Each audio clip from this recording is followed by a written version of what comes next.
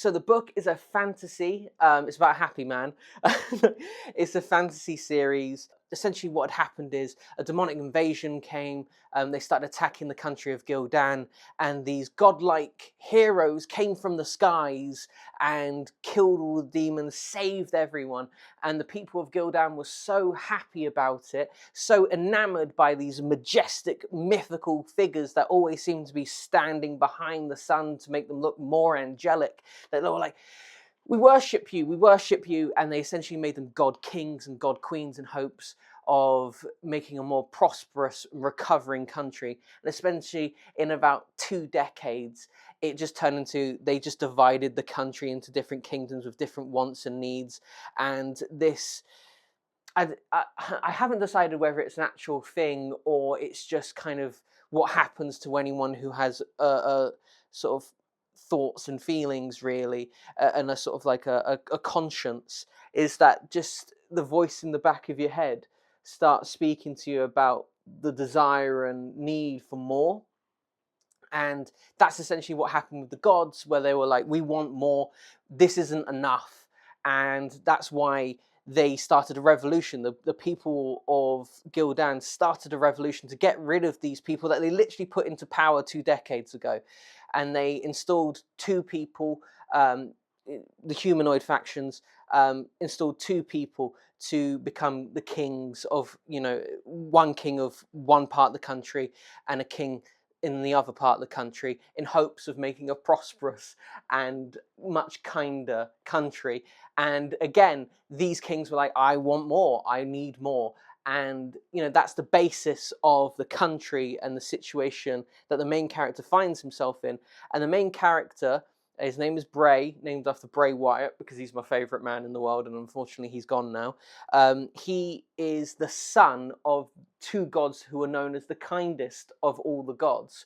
Now, the country felt as if it was necessary to kill all of the gods, and because of that, there are now cults dedicated to the 2 kinder gods and the other less kind gods, adding that sort of like, oh my god, what's going on here?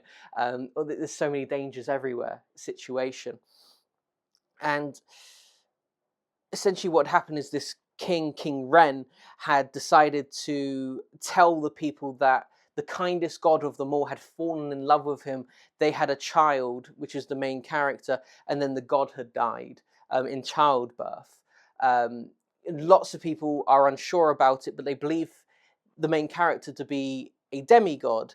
And even though he's not full god, they still see this main character, as a threat and as a sort of connection to the past. Not only that, he's a prince, so that means he's one step away from being the king and a god being back into power again. So everyone's not attacking the kingdom, but they're very politically sort of distant away from this kingdom, to which the Ren Kingdom are not happy with, because it means that they're not getting trade, they're not getting allies. If they attack the other kingdoms, which they really want to do, that does mean that the other sort of, the elves and the dwarves and the other kingdoms and mercenaries are more likely to team up with the other kingdom against them. So they're kind of looking for a reason, a really great reason, to attack without seeing as though they are an aggressor, with, this essentially what everyone sees the main character as a weapon. They're all trying to figure out what's the best solution to their problems, which is the desire for more, and they want more, and they want to take over the other kingdom to, under the guise of prosperity. But the thing is with the main character is he's just really nice. He's lovely. He's kind. He's aware that certain people don't like him, and at the minute he's not completely sure why. He does know he's a demigod, but he's just a bloke. He's just a good guy. Yes, he's got unlimited potential, but ultimately, I really like this line, because he's in love with a baker.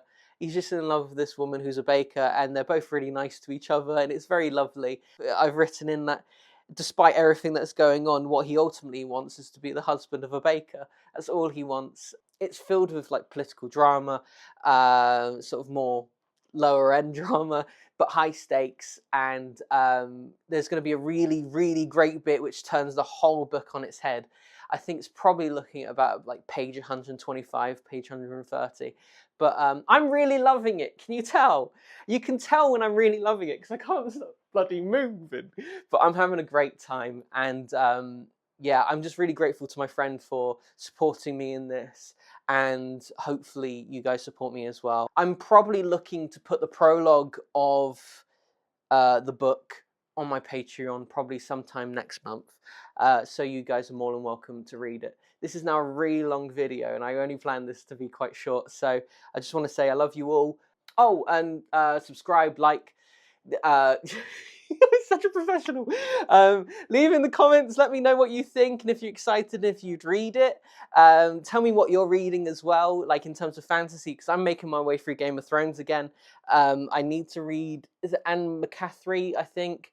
I need to read her, and if you can think of anything else, let me know. Also, romantasy is a thing now, which probably was already a thing, but I'm discovering all these new things, and now I'm part of the book talk community, I suppose. So if you've got any suggestions, if you're really into romantasy, let me know what that means.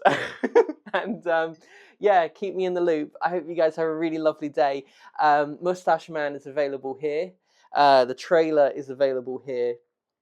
And on Friday, I'm doing a pre-announcement for something. So please make sure that you are liked and subscribed, and you ding that bell and all that stuff that I'm supposed to say, so you can find out more about the pre-announcement.